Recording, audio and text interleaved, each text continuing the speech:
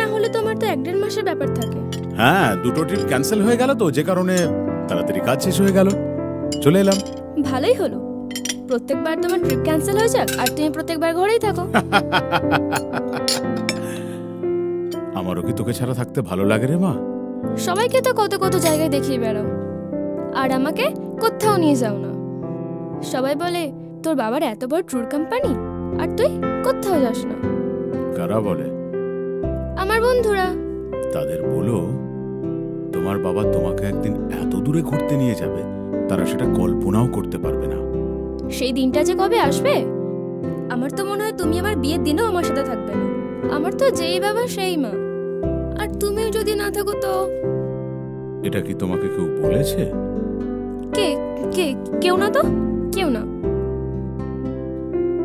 তুমি কি মা কিছু লুকোচ্ছ আমার থেকে? কই না, না তো। কি কি লুকাবো? কি নাম ছেলেটি? কোন ছেলে? সবই তো ঠিক আছে, কিন্তু ছেলেটা এরকম মেয়েদের মতো হাঁটে কেন রে? মোটেও না, ও কত সুন্দর আবৃত্তি বলে তুমি জানো? তাই বুঝি। তাহলে আমার ছোট্ট মাটা বড় হয়ে গেছে। হ্যাঁ, ও খুব ভালো ছেলে জানো বাবা। তাহলে তো একদিন দেখতে হচ্ছে, বাড়িতে নিয়ে একদিন কথা বলি, আলাপ করি। থাকে কোথায়? কাছেই, বাইপাসের ওখানে পূর্বপাড়া, সেখানেই থাকে। আর কি করে? আপাতত ট্রেনিং স্কুল চালায়, পরে ফিল্ম তৈরি করবে। আচ্ছা, ফিল্ম মেকার, ভালো। হ্যালো বরুণ, কি করছো? বলুন ম্যাডাম, এতক্ষণে সময় হলো ফোন করার? এই জানো, বাবা এসেছেন, গল্প করছিলাম। দারুণ, তা এই জন্যই এত খুশি নাকি? হব না, বাবা ছাড়া আমার কে আছে বলো?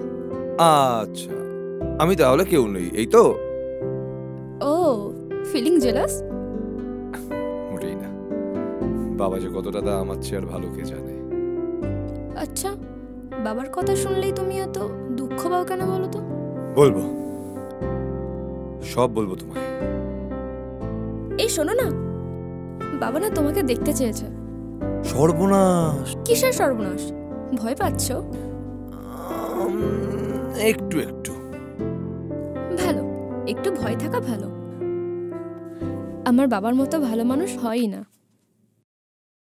আমার বাবাও খুব ভালো ছিলেন জানো, তার জন্যই তো এত কাজ করছি। তুমি যে কি কাজ করছো সেটাও জানাও না। বললে তুমি ভয় পাবে। কি এমন কাজ যে আমি ভয় পাবো? ভয় আছে, ভয়ের যথেষ্ট কারণ আছে জয়া। এতদিন ভাবতাম তুমি আমাদের রিলেশনশিপটাকে নিয়ে হয়তো সিরিয়াস নও, কিন্তু এখন আমার মনে হচ্ছে তুমি যথেষ্ট সিরিয়াস। এখন তুমি বুঝেছো তো আমি কতটা সিরিয়াস? এবার পুরোটা বলবে সত্যি করে, কিচ্ছু লুকাবে না। কালটা ছিল 2000, ডেট 22শে জানুয়ারি। ঘড়ির কাঁটায় তখন সকাল 6:15। দুটো বাইকে করে 4 জন লোক এসে AK-47 দিয়ে আমেরিকান সেন্টারের সামনে নির্বিচারে গুলি চালাতে শুরু করলো। 20 জন ভিক্টিমাইজ হলো, তাদের মধ্যে 6 জন মারা গেছিল। 4 জন কনস্টেবল, একজন সিকিউরিটি ইনচার্জ, আরেকজন সাধারণ মানুষ। এই সাধারণ মানুষের নাম কোথাও উল্লেখ করা হয়নি। জানো, এই সংখ্যায় মিস্টার 6 কে ছিল? কে? আমার বাবা ছিল। হোয়াট? হ্যাঁ, আমার বাবা ছিলেন। এই ঘটনার 4 দিন বাদে আমাদের পাশের রাজ্য থেকে পুলিশ 2 জন টেররিস্টকে এনকাউন্টারে মারে। তাদের কাছ থেকে কিছু তথ্য সংগ্রহ করে পুলিশ, যার মাধ্যম থেকে 2 জনের নাম উঠে আসে। অনেক খোঁজ করে বিদেশের মাটি থেকে সেই তাদের মধ্যে একজনকে পুলিশ অ্যারেস্ট করে। তারপর তাদের ভারতবর্ষে আনা হয়, কোর্টে বিচার শুরু হয়। 3 বছর পর মহামান্য আদালত তার ফাঁসির সাজা দেয়। তারপর শুরু হয় আসল খেলা। কোনো এক রাজনৈতিক ফায়দার জন্য কিছু রাজনৈতিক দল কোর্টে এই ফাঁসির আদেশের এগেনস্টে পিটিশন ফাইল করে। মহামান্য আদালত সেই ফাঁসির আদেশটা রদ করে। আমাদের 10 বছর লেগে গেল এটা জানতে যে যারা খুন করেছিল তারা আদৌ খুনি কি না। তারপর যা হয় সবাই ভুলে যায়, কিন্তু আমি ভুলিনি। আমি একটু একটু করে সমস্ত তথ্য সংগ্রহ করেছি। শুধু এই ঘটনার জন্যই নয়, পৃথিবীর যেখানে যেরকম টেররিজম অ্যাক্টিভিটি হয়েছে সমস্ত কিছুর এগেনস্টে আমি একটু একটু করে তথ্য সংগ্রহ করেছি, এবং সেটাকে আমি একদিন মানুষের সামনে নিয়ে আসবো ইন্টারনেটের মাধ্যমে। এবার তুমি ভাবো, তুমি কি আমাকে বিয়ে করতে চাও? পাশে থাকতে চাও আমার এসব জেনে? আমি তোমার পাশে আছি আর সারা জীবন থাকবো। এখন চলো, বাবা ডাকছে তো, চলো। তো মেশামশাই কোথায়? দেখতে পাচ্ছি না। বাবা আসছে। বাবা আসছি। ও, একটা হচ্ছে। হ্যাঁ এই তো বাবা। হাই বরুণ।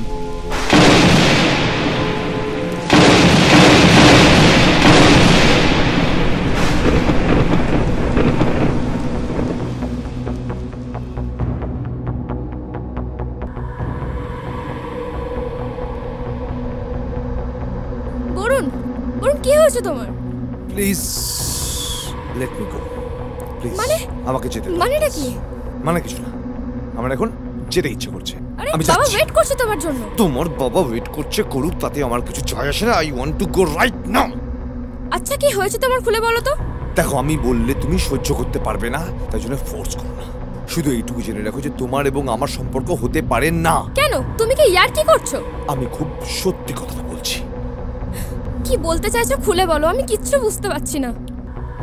আচ্ছা একটা কথা বলো, তোমার বাবা কি করেন? মানে? মানে মানে তোমার বাবার প্রফেশনটা কি? বাবা একটা ট্যুর এজেন্সিতে আছে, ট্যুর কন্ট্যাক্ট করেন। Are you sure about that? মানে? মানে একজন মানুষের ট্যুর কন্ট্যাক্ট করতে গেলে পিস্তলের দরকার পড়ে না, বুঝেছো? একবার খোঁজ নিয়ে দেখো তোমার বাবা জিনিসপত্রের মধ্যে কোনো পিস্তল পাও কিনা। পিস্তল? ইয়েস। আর যদি সেটা পাও তবে নিশ্চয়ই বলে দিতে হবে না তোমাকে যে তোমার বাবা কোনো ট্যুর কন্ট্রাক্টর নন, উনি একজন পেশাদার খুনি, এক কন্ট্রাক্ট কিলার। কি?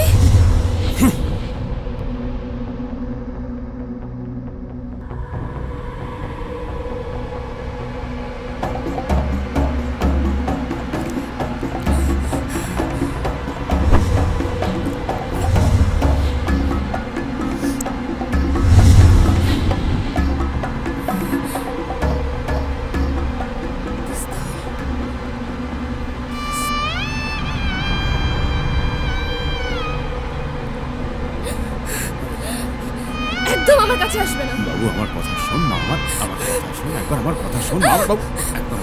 বাবা তুমি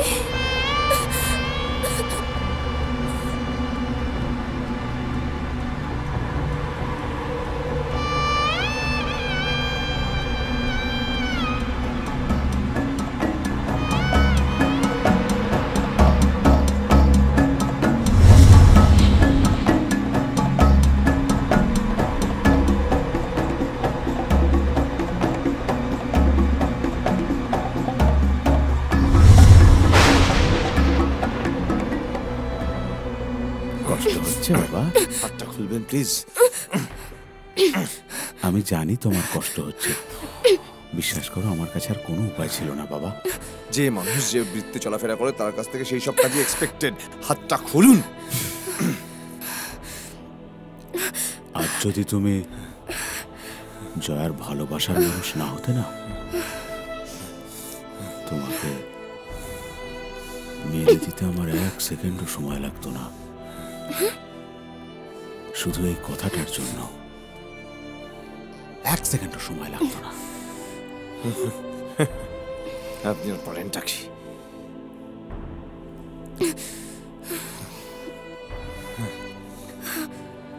না, পারি না।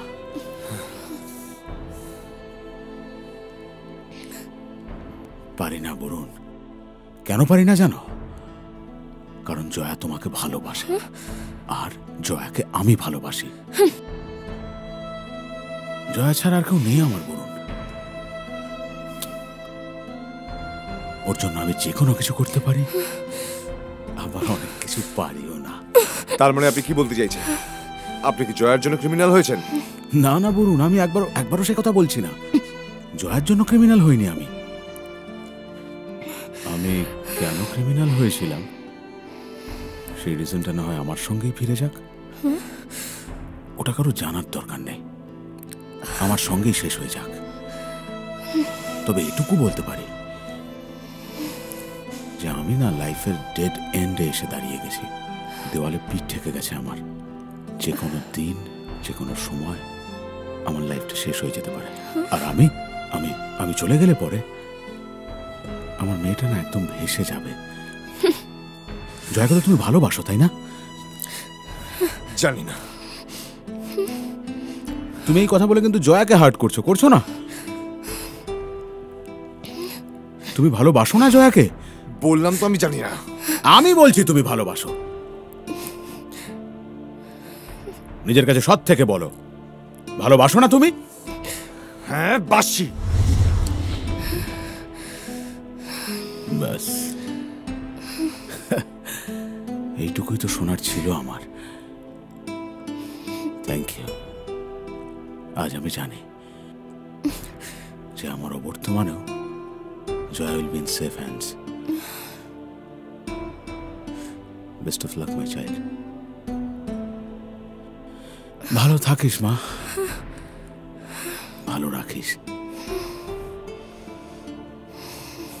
আর কি বলবো বল?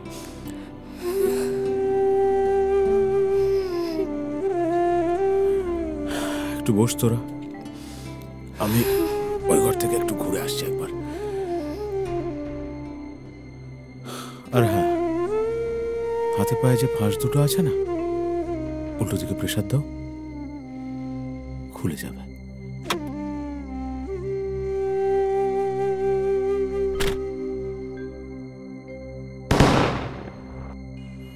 পাশের ঘর থেকে আর আসেনি জয়ার বাবা। রাতের কলকাতার কোনো এক নির্জন গলিতে, অথবা ফাঁকা বাইপাসের ধারে, অথবা কোনো ব্রিজের ওপরে নিজের মাথায় বন্দুক ঠেকিয়ে গুলি চালিয়েছিল। এই শহরের বুক থেকে একটি মানুষের অস্তিত্ব চিরতরে মুছে গিয়েছিল।